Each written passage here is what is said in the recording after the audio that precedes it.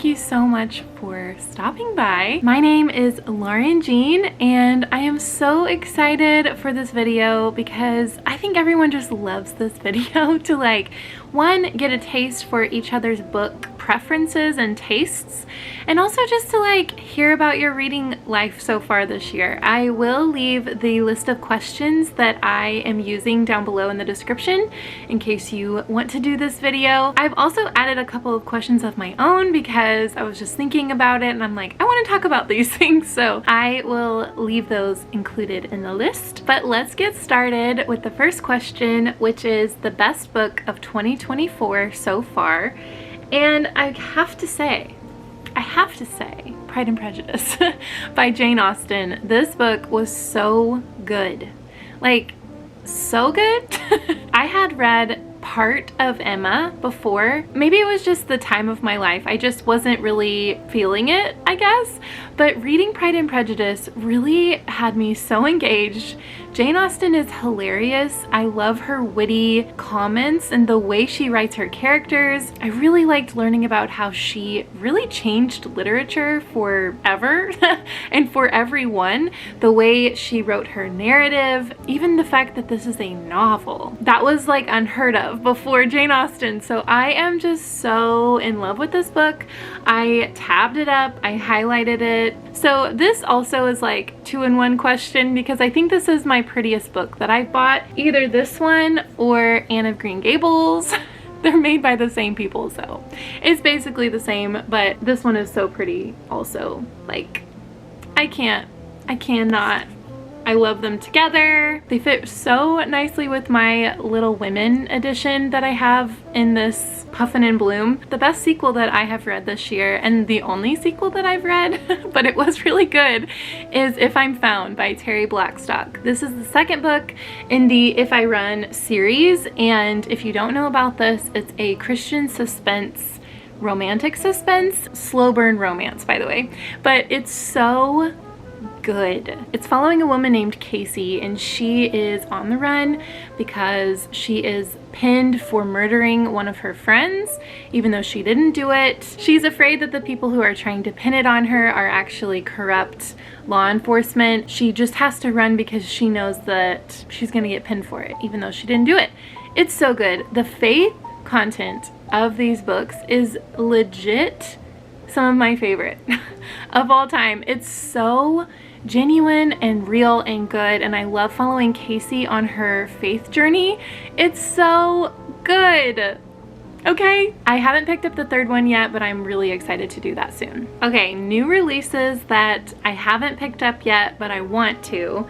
The first one is Ruth Ware, One Perfect Couple. I got this from my library. It's actually the large print, but I got it earlier than the regular, but not complaining about that. I really don't know much about this other than it's a play on Agatha Christie's And Then There Were None trope. It's set on an island, and I think it's following like a film crew or something like that of a TV show. So I don't know. I am interested to see if Ruth Ware is still for me because I have previously really loved her other work, but I've changed a lot and I'm not sure if her books and things will still be for me. But also I read The It Girl. I don't really even remember it all that well, but I remember being like really bored throughout the book. So I don't know. I hope to love it, but if I don't, that's okay. It's from the library, right? The next one that I have that I want to pick up is The Roads We Follow by Nicole Deese. This is a Fog Harbor romance. I think this is actually the second book in this. It's not a series, but it's like a companion series, if you will. I've heard that you don't have to read the first one in order to read this one. This one is following a woman on a road trip, a cross-country road trip, a secretive box of journals, an unforgettable summer romance. I think this is like, it is romance, but it's also following something else that's going on And one thing I'm learning about myself is I think I'm gonna be really into that type of book where it's following like a main storyline and then there's other elements involved, like a romance or a mystery or something of that nature. And so I'm really excited. I've heard that this is so good. The family aspects and the faith, because this is a Christian novel too. So I'm really looking forward to this. I have read one other Nicole Deese book and really enjoyed it. So excited for it. And then the reappearance of Rachel Price. I really want to read this. Holly Jackson is the author of A Good Girl's Guide to Murder series. This is a young adult mystery where it's following our main character, Belle. I think when she was like a baby or something, her mom went missing. Then she reappears, but something isn't as it seems, I think. Also, the reason why it's like a, what is that called?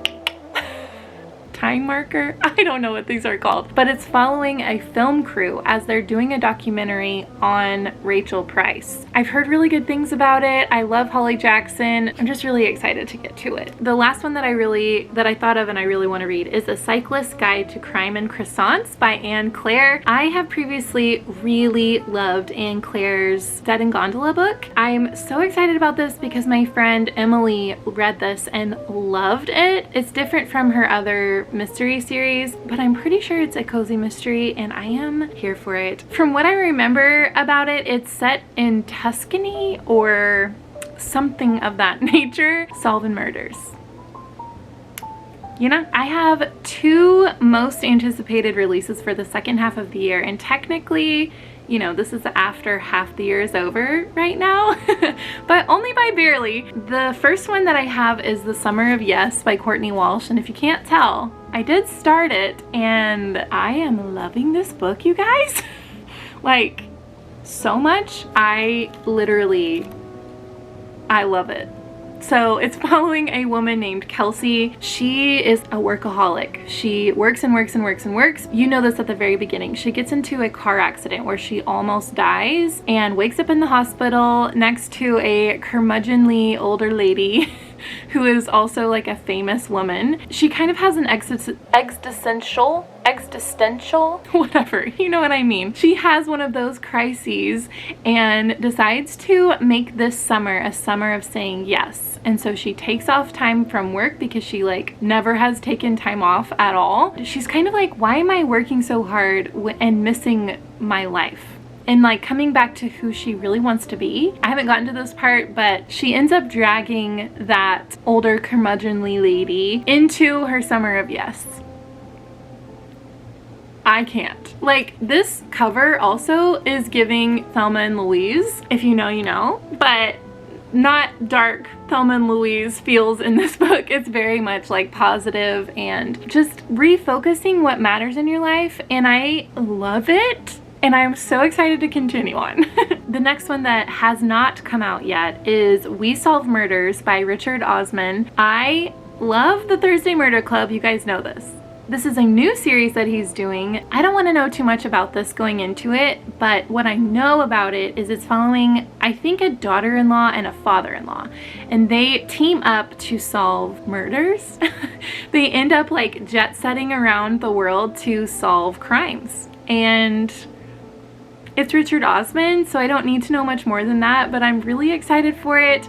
It's completely different than the Thursday Murder Club, and I'm just so excited, you know? The biggest surprise for me so far this year has been The Divine Rivals. It's just Divine Rivals by Rebecca Ross. I honestly did not think this book was going to be for me because I am not a big historical fiction girly. Okay, I had heard that it was giving World War II, like war. That just doesn't intrigue me at all. But I started reading this and so surprised by how much I loved it. The writing, Rebecca Ross. Are you kidding me? Like, her writing just gripped me and didn't let me go till the end. I'm so excited to read the second book. I know that people don't prefer that one over this one, but I think that what I liked about her writing in this one and like her storylines continues on in the second book, and so I think I am actually going to really love it. Yeah, I was just really surprised. If you don't know what this is about, it's a young adult, but I don't think I would recommend it for young adult, because there is, one of the problems I had with it was there's an open door bedroom scene between a married couple, but I just don't think that should be included in a young adult book at all. So just so you're aware, but it is in the like young adult section of the bookstore. It's following our main character Iris and a man named Roman. They are rivals at a paper company, like a gazette. They're competing for the same position of reporter. There is also a war going on, and there's mythology influences in this book because the war has to do with two gods who are fighting, and that was part of it that I was like, it's not fully fleshed out. But I do think that it gets more fleshed out in the second book. Anyways, this one, there is a war going on. Iris's brother ends up going to fight in the war, leaves her and her mom to basically fend for themselves. She's really hurt by that, and she's even more hurt because her brother hasn't written her a letter to tell her if he's okay at all. She ends up writing on her typewriter letters to him. By happenstance, she ends up putting the letters into a wardrobe. They disappear. It's kind of a magical thing that happens because Roman, who's her competitor at the paper, ends up getting these letters by magic. He writes her back, and she doesn't know that it's him, but he knows that it's her. And it's so good, you guys. It's so good. I loved it. It surprised me so much. So anyways, that's my biggest surprise so far. A favorite new author to me, either like debut or new to me, I have to say Terry Blackstock. I am so excited to read her backlist and discover more about her writing. I really love it. It's very accessible and easy to fly through, which I love in a suspense novel especially. I don't like it when it's like a thriller or a suspense novel and you feel like you have to trudge through writing. Like when it's just easy breezy writing style, it's so much fun because you feel like you can just fly through it, you know? But I'm so excited. I'm so glad I read If I Run and If I'm Found, and I'm so excited to read more from her. So this next question is one that I added myself, and that is a genre you want to read more of. I am learning about myself that I am so interested in like literary fiction, which isn't necessarily new. I don't think it dawned on me that I actually like that genre as much as I do, but specifically with subplots of romance or subplots of mystery. So an example of this that I'm so excited for is The Secret Book and Scone Society by Ellery Adams. This I've heard is like pretty literary with a twist of mystery, which by the way, my friend Hannah has a cozy book club, Comfy Cozy. It's so adorable. I will link the information down below, but in the month of July, we are reading this book, and I'm so interested to see if I'm going to like this because it has those elements that I'm really looking forward to reading. Another example would be The Night in Question. I can't remember the author, but here's the book. This is following an older woman who ends up finding like a dead body or something, but it's like so much more than that. Like it's very heartfelt. All the reviews of it are like, oh my gosh, this book was so good. It made me feel. It's about love and family and found family, and also a mystery. And I just think I'm going to love it. Another author that I think does this pretty well is Courtney Walsh. I don't know if she does this always, but this book is pretty literary fiction with a subplot of romance. And I'm honestly so excited for that. Another question that I wanted to ask is an author you want to read more of their work this year. I have a few answers. So this could be like new authors you want to read and are interested in, or like some that you've read before but you want to read more of their work. The first one, I have never read anything from this author, Jessica Fletcher and Terry Farley Moran, Murder, She Wrote. I really want to get into these books and see if they're for me. I love this show so much. Yeah, I really want to read from this author. Another author that I really want to read more of is Amanda Flower. This one is Flowers and Foul Play. It's set in Scotland, I think, and it's like a magical garden or something like that. It's a cozy mystery series. I really want to read it, and I love Amanda Flower. I want to see if I like her other series out there because I haven't picked up any other series except for her Magical Bookshop, which I absolutely adore. Definitely want to read more of her. Another author that I've mentioned before is Anne Claire. She's the one with A Cyclist's Guide to Crime and Croissants and also Last Word to the Wise. I really want to continue on with Anne Claire's work. I loved, like I said, I loved Dead in Gondola. This is the second book after Dead in Gondola, a Christie bookshop mystery. The Christie sisters and their bookshop cat Agatha flirt with cold-hearted crime when bookish matchmaking turns into a date with death. I am so excited for this. If you didn't know, this bookshop in this book is set at like the top of a ski lift. People can like get lifted to the bookshop. The atmospheric feels that Anne Claire puts in her writing is so good. So good. So I'm so excited to continue on with her. Another author I really want to read more of because I've only read one book of his and that was Anxious People, but that is Frederick Bachman. This is A Man Called Ove, and this is My Grandmother Asked Me to Tell You She's Sorry. I feel like I'm gonna love him because he is literary fiction, but it's very like heartfelt and deep and has deeper meanings and messaging that I just love. Like this one on the back, it says, "It is a story about life and death and one of the most important human rights, the right to be different." I just love that. Oh, and I also read In the Way Home, oh my gosh, and Every Day the Way Home Gets Longer and Longer by him, and like wept at that book because it's all about a man who's losing his memory and dementia and all of that, and it's so hard to read, but it's so good. It just hit me personally, but I just love how he's writing more in-depth stories about life, the themes of life. I really want to read more of him. Of course, Agatha Christie. I want to read all of her Miss Marple, specifically pretty much everything she's written because I love her writing. So yes, definitely Agatha Christie. And then the last author I'll talk about is Rebecca Ross. I loved her writing style. Like I said, she's the one who wrote Divine Rivals. This is Sisters of Sword and Song. I got this at my half price books.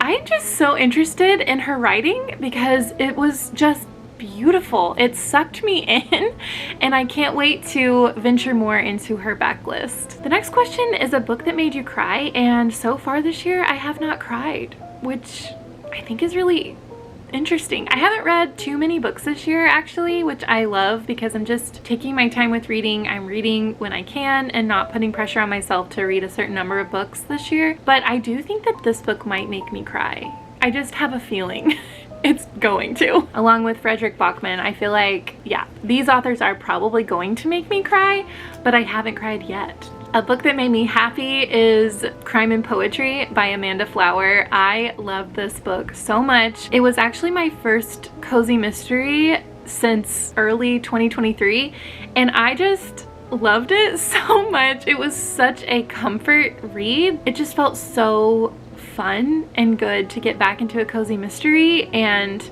it just made my heart so happy for a lot of different reasons. One, because I just love that series so much, but also just to get back into a cozy. It just made my heart happy. Books I want to read by the end of the year. There's so many books I want to read by the end of the year.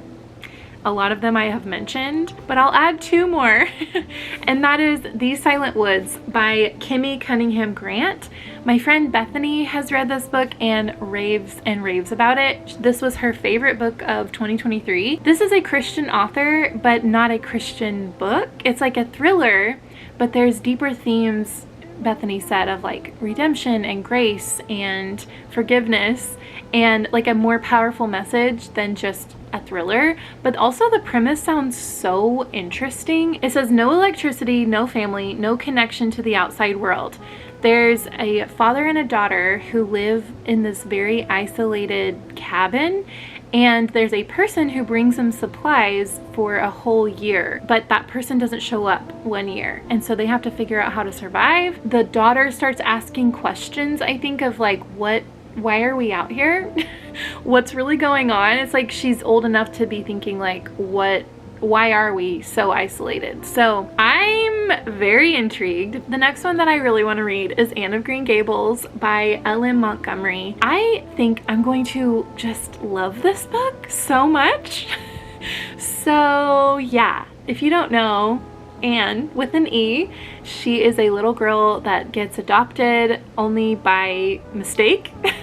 And she's a deep thinker, she's artistic, she is very dramatic, she sees the world in beauty. I just really think I'm gonna love Anne with an E so much. So really excited to read this. The next question is, how many 5-star reads have you had so far this year? And I've had 9, which is really good because I haven't read that many books this year. And so I'm so happy to have had 9 5-star reads.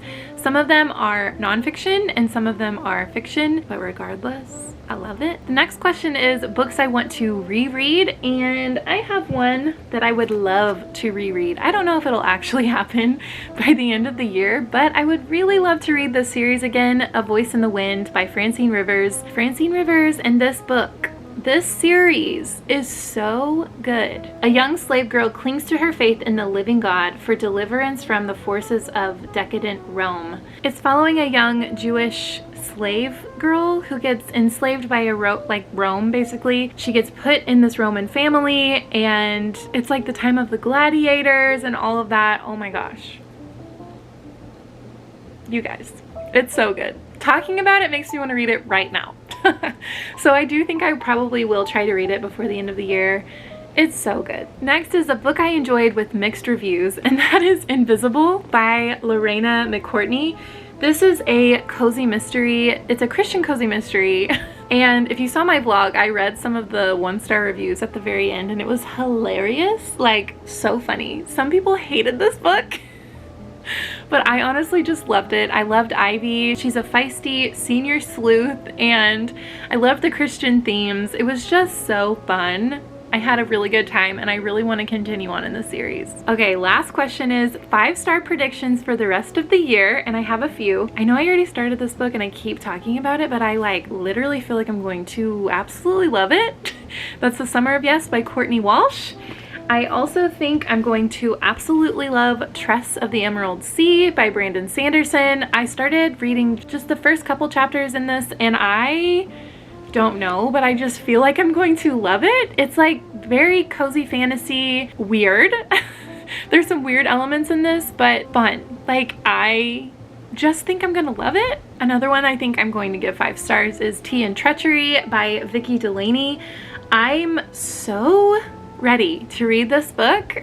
This is a New York City expat turned Cape Cod tea shop owner must solve the murder of a local real estate developer to help her feisty grandmother out of a jam. You know what I mean? Like, do you see this over here? Like, this is the vibe of my life, okay? I'm so excited for this one. And Caitlin gave it 5 stars, so of course I think I'm gonna give it 5 stars too. The last one I am so excited to read. I've seen this floating around again, like it's kind of made a resurface again lately, but my friend Emily was the first person that I knew that was reading it like years ago, and she was like, I think you will really like this book. And Emily, you're probably right because I'm so excited to read it. That is Lovely War by Julie Berry. This is a young adult fantasy historical novel. It says, in the perilous days of World Wars I and II, the gods held the fates and the hearts of 4 mortals in their hands. I think that one of the gods is on trial for something that happened during the wars, and then so she's telling the story of what went on. I'm excited that it's following World War I because I feel like that's not a war that normally gets the spotlight. Obviously, normally World War II gets a spotlight, and so I'm just so excited. I feel like I'm going to absolutely love this, which is so funny because even when my friend Emily was talking to me about it, I was like, it's historical. I don't know, but I think it may have not been for Lauren previously to now. You know what I mean? So I feel like this is gonna be 5 stars. Okay, my friends, thank you so much for watching. If you like this kind of content and want to stick around, go ahead and hit that subscribe button and the like button. I really do appreciate it. It really does help me out. I love that you're here. I love that we love talking about books and stories together.